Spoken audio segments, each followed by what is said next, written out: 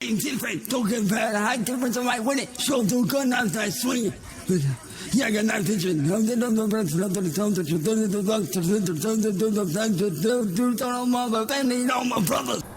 Sean here, and I made that video yesterday that the diddler was back, and the diddler's back again, and we know where he goes immediately. Like Lauren, he has that pocket. He wants to be right there, standing, exchanging blows with people, screaming, yelling, trading insults. I'm rubber, you're glue, that kind of stuff, you know, just like Chance does. Chance's pocket, it's all over the place. I think for the most part, it's when he's complaining about William Glory Hole, N-word boy, Kate, when he's complaining about people stealing his music and the things I talked about yesterday. Unfortunately for us, one of the things that makes Chance feel the most powerful is messaging people he shouldn't and getting away with it. I mean, ask Mom, ask Ethan, ask CIA hole. All of the things we have heard before, and we know that he just goes back to, well, he's back, and it's the same thing. And he's trying desperately to get back to that place when Music Biz Marty was alive. At least he acknowledges Marty's death. But he wants to get back at a time where he could just pop on somebody's panel and go, ba, ba, ba, ba. You know the deal. You know what he wants to do. Pop on somebody else's panel and just start raging out, take it over, use their platform to get his message across. Propaganda, 7 years. Ugh, I wish so bad Lauren would have said, 7 years, Uncle Clayton. Fucking Uncle Clayton. One thing they do have in common is they both have hard lives after never having a hard life. They've both gotten away with things that they shouldn't have gotten away with in their life, only to come back and just keep doing it. That's why with Lauren, we were lucky he got caught, because if not, he would be trying to pull this. You ever got with a country star before? They both have their wing-wang all over the place, pictures everywhere, furiously masturbating. If you hooked up Chance with Lauren, okay, here we go. Here's a scenario I know would work. If you hooked up Chance with Lauren and you told Lauren, this is my girlfriend, she's kind of got a thing for you, she wants to know if you want to have phone sex, and you told Chance, all right, now she's kind of a bisexual, lesbian, we need you to sound like a woman. I think it would be too late for Lauren to understand that the quote-unquote woman he was talking to was furiously masturbating on the other end of the phone. And I don't think Chance would care who was on the other end of the phone as long as it was an audience, somebody that would know he was doing what he was doing. Hook those two up in a phone call, have Chance challenge Lauren to a who can do it better contest, and then listen to them both scream and yell, and Lauren takes 6 years off of his life. I do worry about, Chance is such a perv, I don't know, but I do worry about the time when Chance loses the ability to do that, because then he's going to need more and more sexual gratification, and that means more and more illegal crap, more and more stuff that would excite him, and we know what excites him, and that's just sending his junk to everybody who wants to watch. But you take away his ability to furiously masturbate for 10 times a day, it's going to come out in rage or deviancy. He's already got to feel inadequate, and then you take away the ability to achieve what he covets most. The little chub, his little goblin. I just don't understand how someone can get that far gone. I do understand that people get addiction to masturbation, but it starts to negatively affect their life. You take a chance to put him in a job, he's not going to be able to diddle himself all day. I take that back. He might end up being at work in the bathroom 40 times a day. Chance, were you fighting somebody in there? Were you taking a giant dump? Because it sounded like you were struggling, bro. He has no respect for his own body, no respect for his own life or his own future. Being in the house with your mom and your dad and just watching porn probably loud enough for everybody in the house to hear, and just, well, he's got headphones, but even then I think Chance would be so emboldened that he would just turn on porn and crank it up and the whole house would have to hear it. Maybe he does a cover show to porn. Yeah, I saw a post, may have been William Marin, boy, I don't know. I was getting ready this morning and I opened up YouTube because I always put music on, and there was a post of like 100-something songs that Chance tried to claim as his own. Meanwhile, he's making these videos about. I gotta say one thing real quick, because you're when Lauren, if you don't know Lauren, he got a message or an email or a letter from Philip Eads. Now, you cannot make the word pedophile out of Philip Eads. Not the way that Lauren thinks. I mean, I guess you could spell it in a way, but they both thought they were the most clever human beings on the planet. Put it this way, Philip Eads, pedophile. Do you get the hint? Do you see the hint? And watching Chance come out here and announce to the world, he's so proud of himself. Your Honor, after a year of detective work, I have discovered that Wance Chilkins is a play on my name. I'm not sure about you all, but if I was always in the pocket and always fighting and always feeling like shit when it was over, feeling like, I understand he feels like there's a sense of accomplishment after telling off the trolls, as he would say it. But it goes away and he's back to square one. He's accomplished nothing. It's like fighting a psychopath, and that psychopath comes the next day and they want to fight again. Once you're known as a fighter, if you win, people want to challenge you. They want to call you out. People don't call him out, obviously, because he's like some amazing fighter. I mean, he says the worst things ever and challenges people, as we know. For some reason, Chance, if I was, listen, I know I just stopped myself mid-sentence, but the question is, if you were on the internet, like low T right now, who really messed with the wrong people, he could have just put out Chance content, talking about it. I mean, if the guy would have said, I'm just going to film the house and not asked any money, and here's what his neighborhood looks like now, here's the trash on the street, look at this, here's the skate park, if you did kind of like a tour, right? I mean, those are kind of fun. I used to love it when people would drive by Lauren's Hobbit hole and you get to see how he's living now. I don't necessarily need to see him, and I don't need some fat guy going up to the door, as we stated, but Lauren, for some reason, man, he absolutely loves that. Who would invite that into their life? Who would come out and just challenge people that have proven that they're not going to take your shit? They're going to make you pay for the garbage you say and that you do.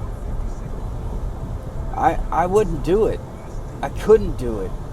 And if my family was suffering, damn well I couldn't do it, and you probably couldn't either.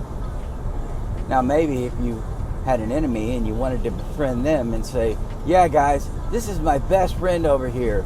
His name is Bob Johnson, and here's his address and his phone number. We're best pals. Yeah, maybe your worst enemy. But he's back. He eats Hot Pockets. He likes to stand in the pocket. Actually, I take that back. I don't know if you really call it that pocket that they get end zone.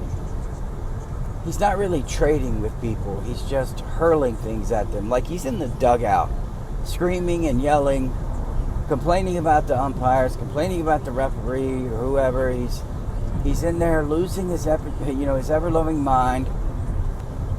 It's nice and safe from him, his attic, the dugout. I think I just reasoned that out. He's the guy sitting in the dugout screaming at the umpire, complaining to the coach that if they'd only put him in, he'd hit the home run. He wants to be in the game, but he doesn't want to play it. He just wants to complain about it. He just wants to flop. He'd have an open shot on goal and flop in the hopes that he'd get an easier shot on goal. That's Chance in a nutshell. He would rather have a penalty kick than a goal in the game. He'd rather have that easy shot. Those two, they may be my best analogies yet. Sitting in the dugout screaming and flopping to try to get a penalty kick rather than shooting on the open goal. He hasn't done anything. He hasn't taken advantage of it. It's like the internet has become his only escape from living in that attic, and when he does get out, he just goes buck wild. It's like a dog escaping from a yard. He's been chained up. Don't get on the internet. You can't do that. No fighting. No fighting, Billy. Billy, don't do that. Okay, Billy, you can do it now. Roar! Billy just goes crazy.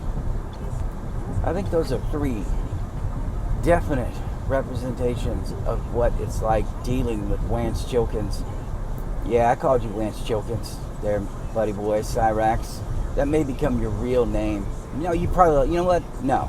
You probably like that, so you could tell everybody, see, it's really me. I made all that music. How about Hands on Children? How about that, Chance Wilkins? Chance Likes Children. How about we change your name to that? Chance Diddles Children. Anyway, I don't understand how you could survive like that mentally. It's exhausting. Stressful work is exhausting. But putting that stress on yourself, making your own life a living hell, being exhausted, that's only going to make you more prone to anger, more prone to outburst. When you're tired, when you're drunk, when you're really tired and your patience is worn thin and you just scream. My God, how awesome would it have been if his name was Patience Wilkins instead of Chance? Patience. And he loses his cool in like 3 seconds. I'm wondering how long it's going to be before it's every day standing up with the mic. Because when he has the mic and he's walking around, that seems to be when he feels the most powerful. When he's living his dream as being the rock star pro wrestler diddler. Introducing first, weighing in at 71 pounds, the diddler, like the WCW announcer. I think it's Dave Pinzer. I can't remember. But yeah, maybe that is his dream, to be announced, and 76 pounds of white lightning comes out and just starts handling everybody. As God is my witness, he's broken in half. When you have an addiction, sex, rage, those things don't go hand in hand. Ted Bundy had an addiction too. Sex, rage. I don't know if I want to go as far to say that maybe Chance has some really disgusting perversions. I mean, we suspect. I'm not going to get into the whole dog thing, but I mean, what would he do with Sally's body? You know what? No, we're not going there because it might make me vomit. But there are many, many, many questions I have about just how far Chance's perversions go and what he would do and what would happen. Let's just say, let's don't go that far, but let's say Sally passed out, diabetic, just laying there on the floor. I think Chance might step over or might do something worse. I don't know. But you can't mix rage with sexual desire. They seem to be hand in hand. I mean, if the guy had a chub when he was fighting, when the rabid ferret was walking across the street to fight Marty, if he had a chub, oh boy, look out. And if what happened did happen with Security Jake and he did feel like he lost his power, first off, I mean, birds of a feather flock together, but if Security Jake really was doing that, I just don't see how. He's so nasty looking. But yeah, you can't mix those two together. So really, you've got a guy who loves to be in rage mode, loves to be fighting, who's also a sexual deviant. And you have those two married together. Whew. That's a scary thought. Chance is not a scary person unless there's someone who is vulnerable, confined to a wheelchair. Maybe somebody who's paraplegic, quadriplegic, somebody, Kira, missing limbs. I mean, yeah, that could have been just she couldn't find anybody else and Chance gave her a place to stay, but people at risk are legitimately at risk, and Chance is one of the people, the reason why they call those people at risk, because he would put them at risk. Never be around children. Everything is a sex object to him. Everything. It's a way to get off. Lauren used to see women as masturbatory sleeves for men, because every man just used women like that. And Chance, he just sees them as a way to get off. And it doesn't matter if he's swinging his own hammer or they're swinging his hammer, or I'm not going there. He's dangerous. He's aggressive. He's violent. He doesn't care about age, doesn't care about species, and damn sure doesn't care about consequences. Because the few times he suffered them, it's been nothing but excuses and coping and raging. Coping and raging. That's the Chance Wilkins story. Tonight, on an all-new episode of Car, we cover Chance Wilkins, the Akron addict goblin psychopath. And Chance is at the age now that if a woman ever is stupid enough to move in and live with him, she's never leaving. He's been left so many times, just like Lauren, he's been left so many times that I don't think he would allow another woman to leave. I don't think he could do it. I think that he would rage out, go psycho, close the door, stand in front of the door. Narcissists hate rejection, and that would be a big rejection for Chancey Boo. So yeah, Chance is terrifying to certain groups of people, not to us, because it would be one punch and Chance would be unconscious on the ground. And I'll say it one more time, R.I.P. Marty. You could have wrecked this little goblin, rearranged his face, scarred him for life, but instead, you chose to just prove a point, and we saw that it didn't work. So all of this behavior, I don't think it will ever change. There is no one, not even the President of the United States, God himself coming down, anybody in the Hindu religion coming down. I honestly don't think the Loch Ness Monster, anybody talking to him is going to change his behavior. So he's always going to be a diddler who's dangerous. The delusional diddler. The diddler in the attic. Anyway, I just had to rant on this guy. He's gone. And he makes me mad. And it makes me sad that he's back. And he hasn't grown a bit. I'll see you guys in the next one. Different, don't get bad. High difference on my winning. Show do good now that swing. Yeah, I got nice vision. Do